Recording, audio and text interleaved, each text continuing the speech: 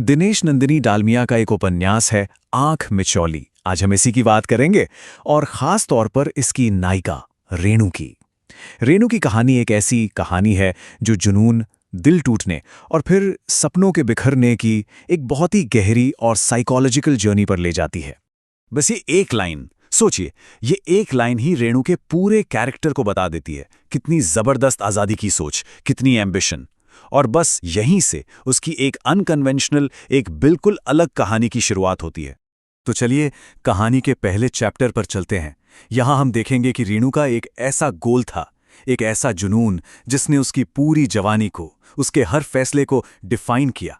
ये एक ऐसा संकल्प था जिसने उसकी जिंदगी की दिशा ही तय कर दी। कहानी के दो मेन कैरेक्टर्स को देखिए। एक तरफ है रेणु, एक टीनएजर, सपनों से भरी हुई और अपनी सोच में काफी मॉडर्न। और दूसरी तरफ बैरिस्टर मेहता, एक मिडिल एज्ड विडोअर, रेणु के पिता के दोस्त और एक जाने माने सोशल रिफॉर्मर। ये जो जमीन आसमान का फर्क है ना, यही कहानी का कोर कॉन्फ्लिक्ट है।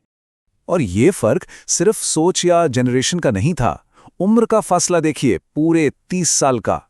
जरा सोचिए, उस जमाने में 30 साल का एज गैप कितना बड़ा माना जाता होगा। यही वो पॉइंट है जो कहानी में टेंशन लाता है और मेहता के आखिरी फैसले की वजह बनता है। रेणु के सपने बहुत बड़े थे।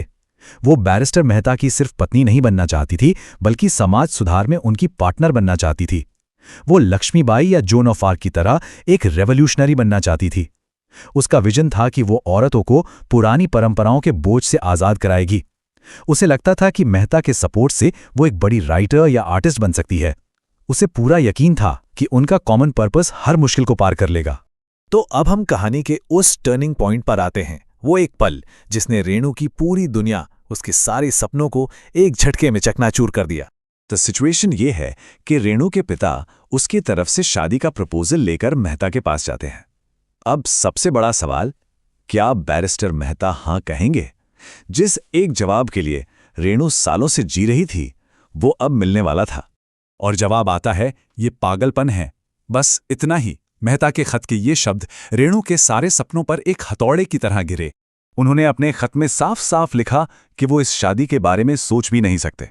वजह, अपनी उम्र और रेणु के पिता के साथ अपनी दोस्ती। रेणु के लिए जो जिंदगी का सबसे बड़ा सपना था, मेहता के लिए वो बस उम्र और दोस्ती के दायरे में एक इम्पॉसिबल, एक नामुमकिन बात थी। तो जब सपने इस तरह टूटते हैं तो क्या होता है? अब हम देखेंगे कि इस रिजेक्शन का रेणु के दिमाग पर, उसकी पूरी पर्सनालिटी पर क्या असर हुआ। ये उसके साइकोलॉजिकल डिक्लाइन की शुरुआत थी। तो देखिए, ये पतन कैसे हुआ। सबसे पहले रिजेक्शन। उसे गहरा सदमा लगा, ह्यूमिलिएशन फील हुई और उसने खुद को सबसे अलग कर लिया। फिर आया अकेलापन।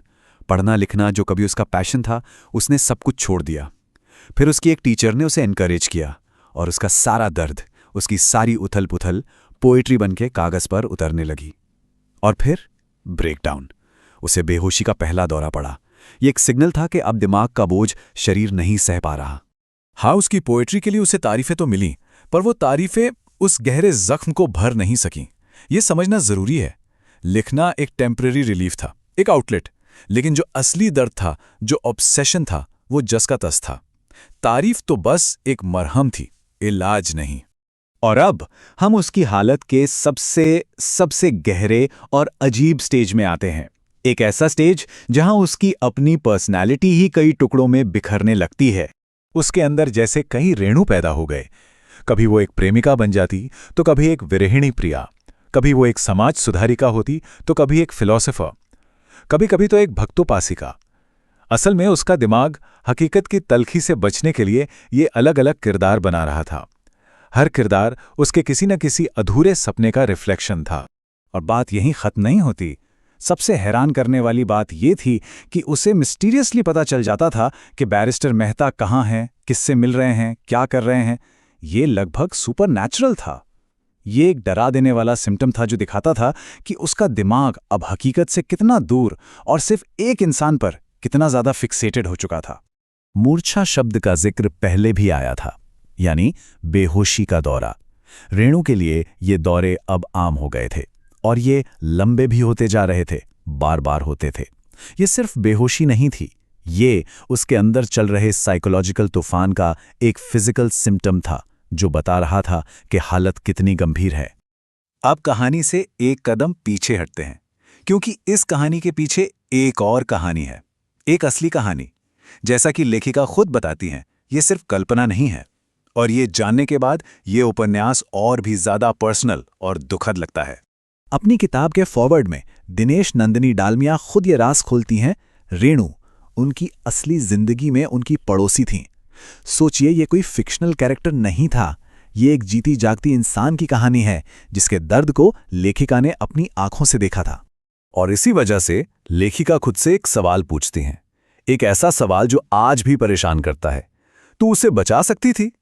ये सवाल इस कहानी को सिर्फ एक इंसान की ट्रेजेडी से उठाकर एक सोशल कमेंट्री बना देता है। क्या हम एक समाज के तौर पर कुछ कर सकते थे? तो आखिर में ये कहानी हमें एक बड़े सवाल पर लाके छोड़ देती है।